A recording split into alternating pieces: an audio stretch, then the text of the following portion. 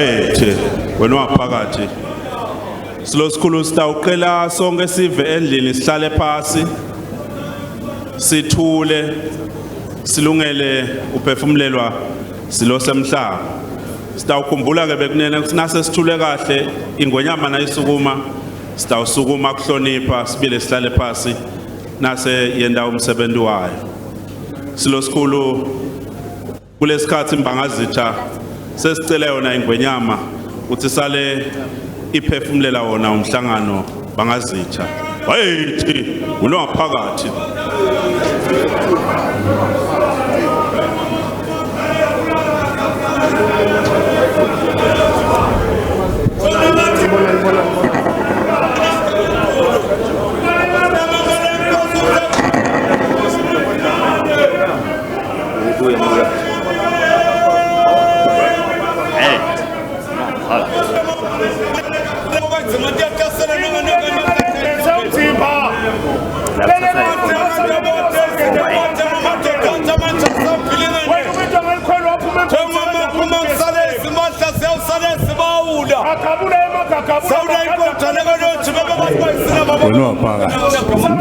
One, two.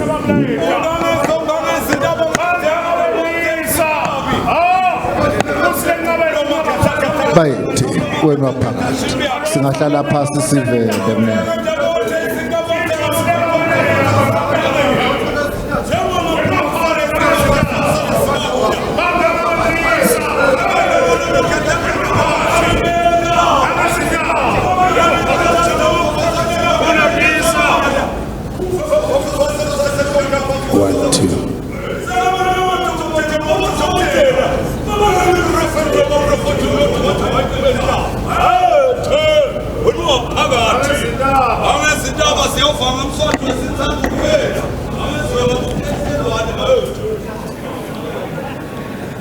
Your Excellency, former President Ian Khama was Botswana. Sonkhe S'khatsi bantu bengosi Mvunankulu emabandla kweluleka lijaji lelikhulu likhulu isekela la Mvunankulu indvuna tembuso labamele mave kuleli lo bukezgotsi talapha ngamanzini imenywa nani nonke bekunene lama sponsors alo msebenzi wanamuhla nawo onke ma participants alo msebenzi wanamuhla sinvusela kakhulu emavuso trade fair bekunene.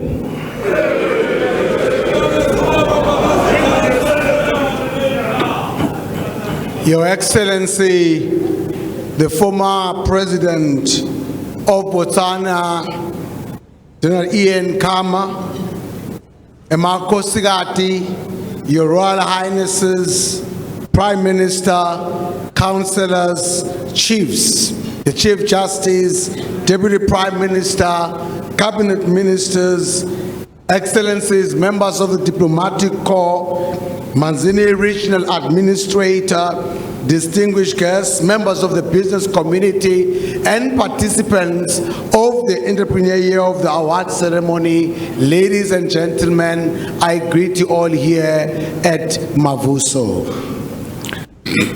Bekunene kumnanzi namuhla emavuso sila after i-COVID sagcina lapha 2019 kuba kulendzawo kumnanzi ke kuthi namhla sibuthene lapha kakhulu bekunene.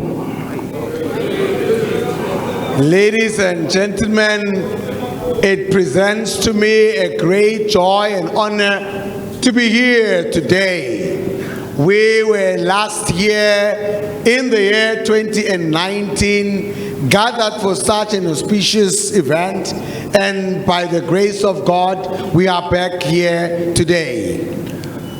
Bekunene angisho ukuthi ngathi ngaqala ngiyathenda lemsebenzi lena ke janamhla ku special asad noma ngilothi sekube neminyaka yini ngibuka nema dress code ngiyabona ukuthi awu namuhla ayabonakala ukuthi aspect ku special. Ladies and gentlemen, I have attended these events for a very long time. This year looks so special. I'm not too sure if it's because we have been away from this event for a while, but the dress code tonight does inform me that it is indeed special. You are beautifully dressed tonight. Bekunene sithatha lithuba kunemukela nonke namuhla kuba khona kulomsebenzi waka Sedco lababonalisa ukuthi bahlanganisa bosomabhizinisi labancane nalabakhudlwana sibheke ukuthi egcineni bese baba bakhulu bekunene.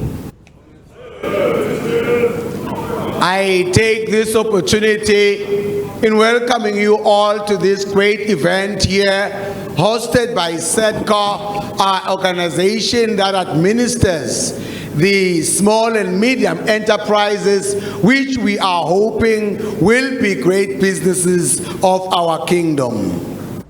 Bekunene sithatha nelithuba nekwemukela lo bekangumengameli weBotswana uhamba nelibandla naye lo thide nakeva ukuthi sinemkhosi wathi naye cha ngeke asale njoba ude kulomunye umsebenzi le eWaterford lapho bameme khona njoba abeka students newumathi ke uthi beka funza eWaterford bekunene tikolota kangwane i-education ato ibandi ikhokha bomengameli nangumhla ke nangu ulapha bekunene.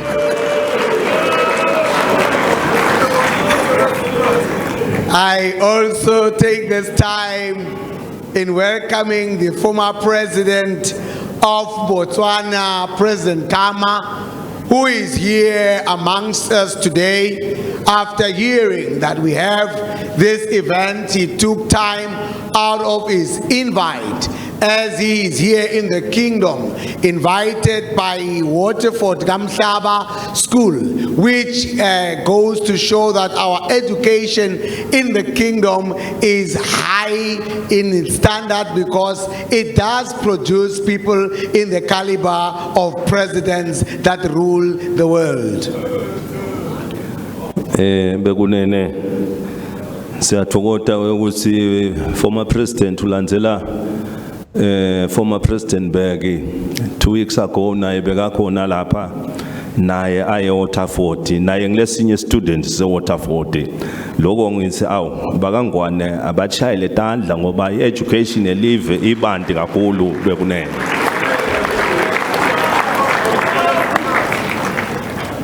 President Kama comes directly on the footsteps of President Mbeki, who was here 2 weeks ago. President Mbeki is also a former student of the Gamhlaba Waterford School in the kingdom. I therefore ask that we must applaud ourselves, because the kingdom is indeed having a high level or high standard of education, presenting and producing presidents in the world today. Bekunene nabo bonke lababuya ngaphandle kuleli nabo sithi abativele bemukelekile eSwatini bekunene.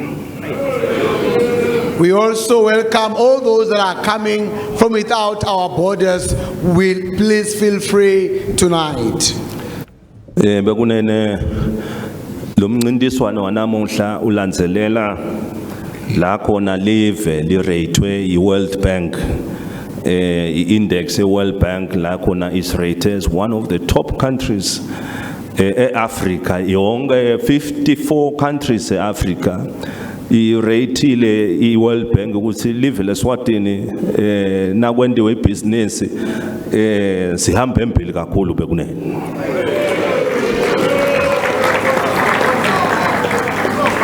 The event of tonight follows the pronouncement of the World Bank index that has actually awarded the kingdom in the ease of doing business and also being the best performing country in business in the entire 54 nations of Africa. Bekunene na siva konke letindzaba letimnanzi kubonakele ukuthi cha live likhulile impela kusoma business ngoba yonke le rating ikhomba kona ukuthi kwenta imisebenzi kangwane kuvele kuyinto lengasiyo nje inganekwane kepha into levele iphathe kako bekunene.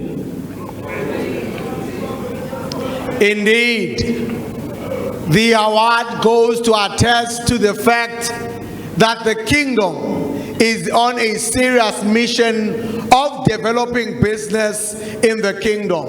This award is a true testament to the fact that the business people in the kingdom are highly engaged in developing this kingdom and bettering our economy, and we applaud the business people for that.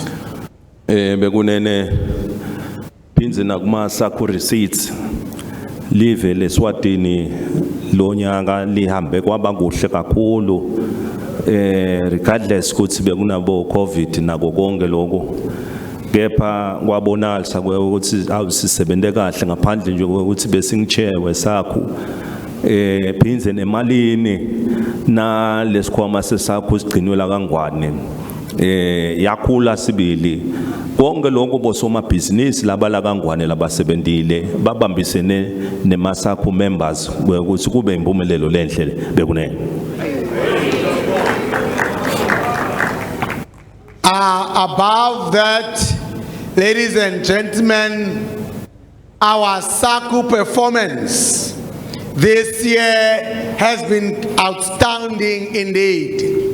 This goes to show that the business people have put their hands together in collaboration with other Sedco member states who have done the Sedco organization very well. In our tenure as well as chair, we have recorded the best receipts in the kingdom, and not only the kingdom but all other member states have handsomely received better receipts under our chairmanship this year. Bekunene lesikuthumisa ko sithumisa bosoma business ngoba le msebenzi yesakho baya understand kakhulu ukuthi nasifika lapha emagedeni kufuna sente ukudeclareisha bekunene ngiko konke lesikuthengile within kuma member states ngoba ngekwenta kanjalo ngona lokukhulisa kakhulu lo mnotho welive la kangwane futhi ngibona lokutawusilethela ama prices lamanyenti nasulo siqhubeka sikhulisa kakhulu uthi imali eSwatini bekunene. I would like to acknowledge the business community for the diligence that they go to show, especially on the declarations of goods that are from without our borders. Your diligence in consistently declaring goods at the border and all the processes of collections of customs and duties at our borders is applaudable indeed, because it is it that has caused our Sedco receipts to better perform, and such behavior in perpetuity is going to assist us as a country get more awards as a kingdom as we grow our economy. Bekunene lesikutfokotela ko kuva ukuthi lemsebenzi le organizedwa iSedco lebonala ukuthi yemsebenzi ma small medium enterprises bekunene seyinemisebenzi leseyitindile lapha kangwane lokukuhle kakhulu le bonalisa kone ukuthi lemisebenzi nje na ungayihlanganisa yonke lena kwevakala ukuthi eMswati laqashike ngakiyo aphosa ngaphasana nje kancanyana ku 100,000 bekunene imisebenzi lemihle ke lena bekunene. We also grateful to hear the work that is done by our organization Sedco, which is responsible for small and medium enterprises, has grown businesses that are indeed embedded in the kingdom, because they already employ just below 100,000 of our locals in their various businesses.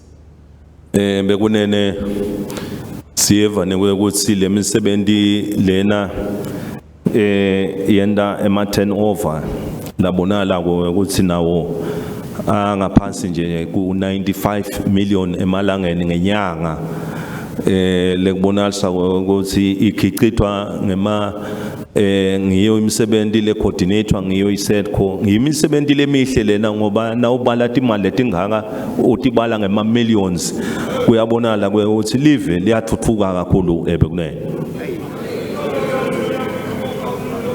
We also note the massive contribution economically from these businesses. They contribute in about 95 million emalangeni monthly. This amount is quite big and is a great contribution into our economy, and we applaud this great contribution from the small and medium enterprises. Bekunene le misebenzi lena ngeke ibe khona na ngabe bema financial institutions be confidence kubo soma business bakithi, kepha ke lokho ukuthi ema financial institutions anikete confidence lengiyo lefanele. Siyakuthumisa kakhulu ukuthi ema financial institutions aqhubeke ayisupporte basupporte kakhulu ma small medium enterprises, ngoba ngona kakhulu la utransforma i-economy yelive la kaNgwane latawuletha umnotho longcono kakhulu even bekunene.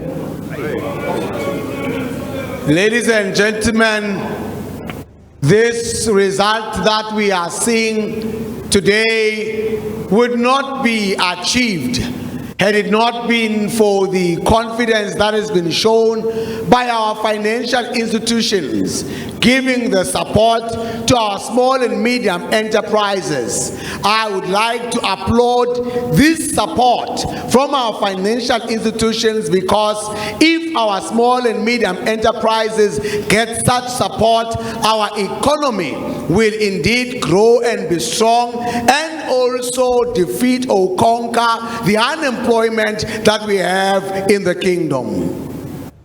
Bekunene na imisebenzi seyiphumelela injena kuba malula nokungenela imncintiswane lenjengalena njengoba nje baka Sedco bahle benda lo mncintiswano lona ngeminyaka, lokhuthatha bosomabhizinisi labancane nalabakhudlwana esigabeni sekuthi bafake amandla kakhulu lapho babambe khona, lapho basebenza khona bekunene ukuthi ke konke lokhu lokwenteka ngako kuyawulisida nelive ekutheni liqhubeke lithuthuke ngekutemnotho bekunene.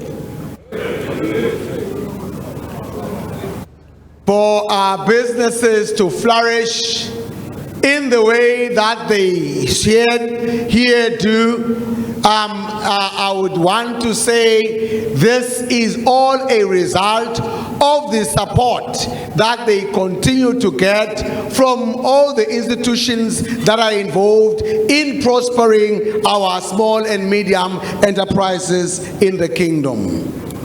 Bekunene lokho ke siyabona ukuthi bekunene njengoba umsebenzi uhamba kahle kakhulu, sithi ke bosomabhizinisi njoba bebangenele nalomncintiswane bebalithanda nalelithide labangenele, sibadumisa bonke ngemandla nangemfutho ngoba bonke ba excelile lokungenela nje lomncintiswano ku excela lokho kwakona kukodwana bekunene ngako ke sithi ke noma namhlanje labo labangakayitholi imhlomelo kepha nje le participation yenu imqoka kakhulu bekunene ningatsinwa nakusasa nifake amandla nakusasa khona le ndakuthola bekunene. The continued flourish of business has made the Entrepreneur of the Year Awards a possibility indeed. We would like to also acknowledge all the participants that have joined into this competition. Your participation into the competition, even though you have not gotten an award today, is a great sign of success on your part. And we would like to congratulate all of you for participating in this Entrepreneur of the Year Award, which is held here today, and those that also have gotten their awards here today. Bekunene nabo labathola imhlomelo namuhla sisasibathumisele kakhulu ngemdlandla nabo labawutholile lamasheke labawutholile nale mhlomelo yonke labayitholile itawuhamba umgamo lomuthe ngoba siyathi ukuthi leli bakutholile kuyi investment lesathi ukuthi njoba baniketiwe le mali bayoqhubeka bakhulise njalo lemisebenzi itokhula imisebenzi eveni ikhule kakhulu bekunene. I would also take this opportunity in congratulating all those that have got the awards here today, and also the checks that they have so received. I do hope and believe that these checks and the awards that they have received will go for the growth of their individual businesses in order to grow even further our economy in the kingdom. Bekunene nekubongela yena Chala kamdluli kule moto lenhle nakangaka ukuthi awu iCovid beyisola isihlupha singasathola imncintiswane lenjengalena lo seyikhweshile kanjalo hawu sekuvulekile njalo timoto emagift la njengalawa atabo manyenti bekunene sithi ke nalo elija silidumisela kakhulu ngalenqola nalo siyathemba ukuthi njoba yi-investment lenhle kuyawukhula imisebenzi lena lapho naye asebenta ngakhona bekunene.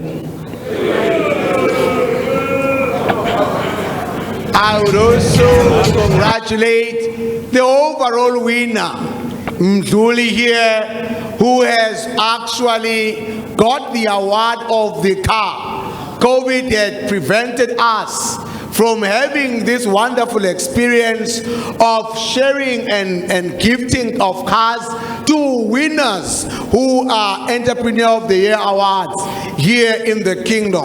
I do hope that since COVID is behind us, we will be doing these awards every year, gifting cars to eligible winners here in the kingdom.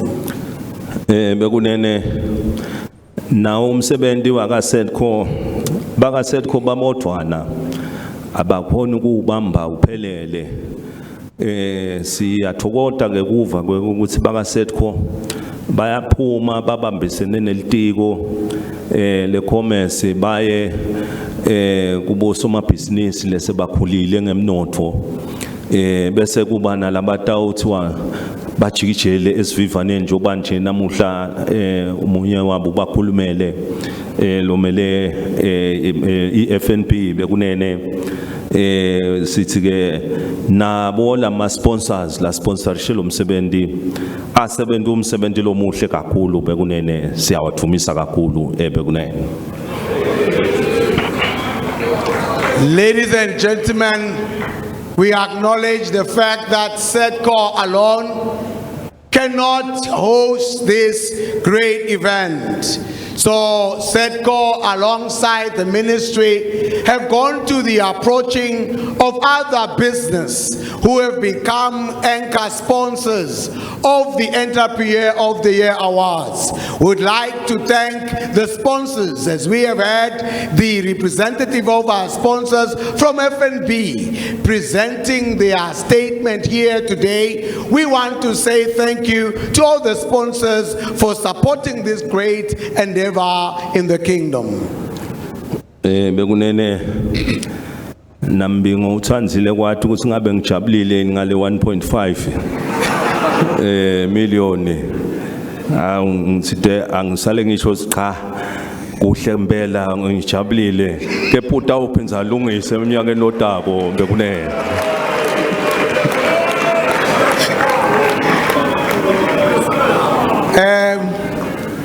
Mbingo has been quizzing me, trying to find out if I have been happy with their 1.5 million sponsorship. I feel, let me give you ease of mind in informing you that I have been quite pleased, even though I know that next year you are going to give more to this Entrepreneur of the Year Awards. Bekunene onke lama sponsors la khokhile esivivaneni siyawabonga kakhulu sithi akakwanze lapho athethe khona nakusasa baphinze babe khona kuto supporta bosomabhizinisi ngoba sifuna bosomabhizinisi bakhule kakhulu even bekunene. Ladies and gentlemen, we want to take this time in thanking all our sponsors that have given graciously for this great event. We do pray God's blessing upon you to prosper you from where you have taken, that your business individually may grow more and more. Bekunene lokufanele sibe nakwe emqondweni wethu sisonke lapha ukuthi la sifisa kuyakhona ukuthi ngalelinye ilanga kube nama competition ukuthi bubane sebafike ku1 billion emalangeni eMswati kusukela baqala kuthiwa ngaqala from small medium bese kuthiwa ekugcineni so now 1 billion and above kuthi ke nako ke lapho emakhe khona bekunene ngiyathemba ukuthi eMswati atawuyithatha le challenge yekusebenzela ukuthi ngalelinye ilanga sibe nema competition ukuthi bubana bafika kuboma billion and so on bekunene. Ladies and gentlemen, I would like that this remains in your minds, and your minds should continuously be seized with this mandate that I hereby give to you today of having our small and medium enterprises grow to a turnover over 1 billion emalangeni annually.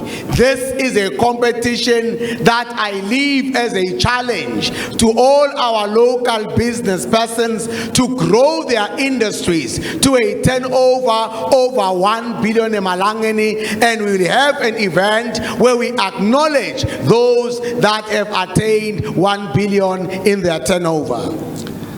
Bekunene ngiyathi sometimes na ukhuluma abo 1 billion kufanana njengeliphupho ukuthi hawu ukuthi sawesifike lapho ekutheni na sibantu ufanele one time imiqondo yethu ibe bandi ngekucabanga ingabe mavudane ngemicabango sitibone ngalelinye ilanga ngoba na ubuka umhlaba ukuthi emhlabeni kuna abakhona laba onema billions boma hundreds of billions trillions and so on ukhanje uthi munye lo muntu bese uthi kephathini lapha eAfrica nala eSwatini siyawube sesibakhombe babe bangakhe kuthiwa naba ngamunye ba ona so many billions, trillions and so on. Inkampani leti khiqita imisebenzi leletulu. So ngiyo ke ma challenge lawa lesifanele singeMswati sivele sibe nayo le mqondo ukuthi some stage sawufika sikhulume ukuthi eSwatini sesikhuluma ngema billionaires bekunene. This, as it may sound to some, it might sound to be a dream. But this is a good dream to ponder your minds upon. Because as a nation, we must indeed grow our economy and business people to a state of billionaires.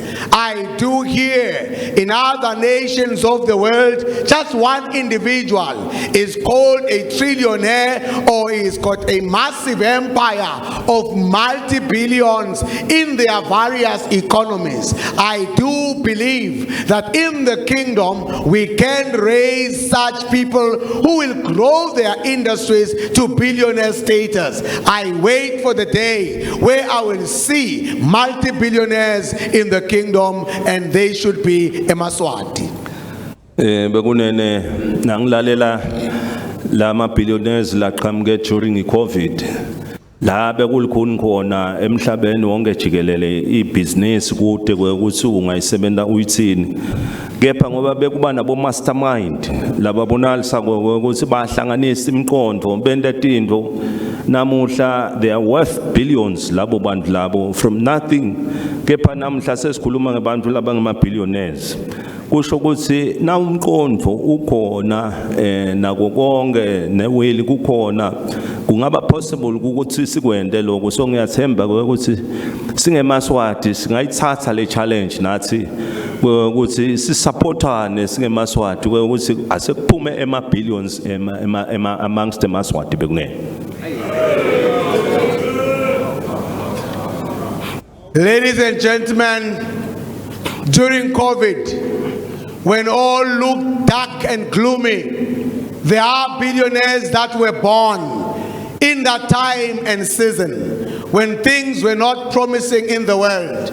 Why? Because they had people with an open mind. They had consultants that were supporting them. I therefore do believe that if we as a Mswati see this vision, if we as Mswati have the will to do this, we can be able to achieve and attain billionaire status from amongst Mswati business owners. I therefore leave this challenge to all Mswati to support one another, to enable business in this kingdom to grow to billionaire status because of the support from their fellow Mswati. Bekunene noma sifuna kuba ma billionaires lokumqoka weuthi siwathola njani ama billionaires singabe sesiba corrupt sesi practice tonke tinto leti ngathi sesijake ukufika kuma billion ngoba vele dinyenti tindlela tekufika kuma billions. Ungafika na uhamba ngecorruption ungaphinza ufike nawo lokunjani lokumqoka wekuthi lokho lesikwendako lokungumsebenzi na utawufika kiwo kubonala cha wende nanku ulapha nje njoba nje nasingabala labala lengihle ngibabala wekuthi lena bavakele bakhombisile wekuthi basebente njani kususa phansi lemsebenzi ize iphakame. Sengisholo ukuthi ke ngoba ema temptations abamanyenti ukuthi njoba inkosi ithi dasibe ngama billionaires asiyofuna indlela noma sesebenzisa ama practices langasiwo in the spirit ukuthi sijake kufika 1 billion ukuthi sikuqaphele lokho ebekunene.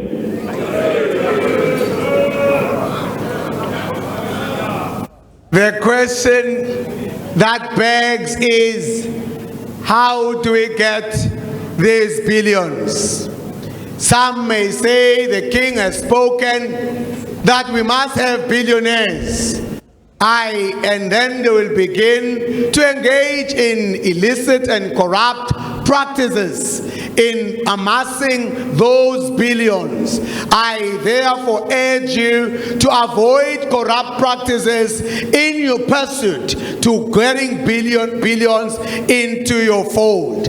I know that there are good practices that could be followed that will enable business to grow in a traceable manner, like these other businesses that I have told you about, which have got a traceability in their history on how they have attained their billions. I therefore urge you, use all legal ways and frameworks that are available to support you attain those billions in the kingdom. Bekunene ngalamagama bekunene sithokotile kakhulu kuba lapha njoba litiko la commerce libangelo leli lihlahlandlela esigabeni sekutheni libambisane nabo baka Sedco kulomsebenzi bekunene umsebenzi ube muhle kakhulu siwuthokotele uniketa nelithemba nelikusasa lelihle eSwatini kwekuthi kunelikusasa lelihle leselibhekile bekunene.